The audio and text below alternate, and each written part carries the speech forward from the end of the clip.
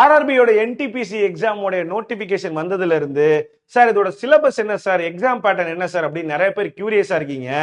இருக்கிறதுலே ரொம்ப simplest exam pattern நம்மளுடைய ரயில்வேக்கு தான். ஏன் அப்படின்னு பாத்தீங்கன்னா பேங்கிங்கோடதும் எஸ்எஸ்சியோடதும் சேர்ந்து ஒரு கலவை மாதிரி இருக்கும்.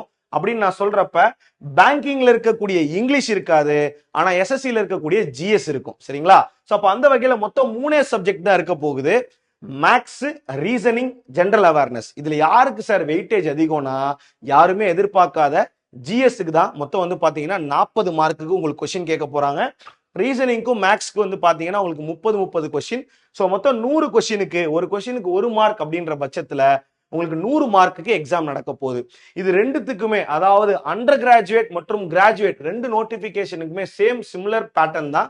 அண்ட் ரெண்டுத்துக்குமே ப்ரிப்பரேஷன் ஸ்ட்ராட்டஜி அப்படின்றதுமே சேம் தான். இதை பத்தின இன்னும் டீடைல்டு வீடியோ எல்லாமே நம்மளோட சேனல்ல வீடியோவா அப்லோட் பண்ணுவோம். ஸோ மறக்காம நீங்க நம்ம சேனலை லைக் பண்ணி சப்ஸ்கிரைப் பண்ணி வச்சுக்கிட்டீங்கன்னா உங்களுக்கு இது ரொம்பவே யூஸ்ஃபுல்லா இருக்கும். Keep preparing. ஃபர்ஸ்ட் அட்டெம்ப்ட்லேயே கிராக் பண்ண முடியும். All the best for the exams.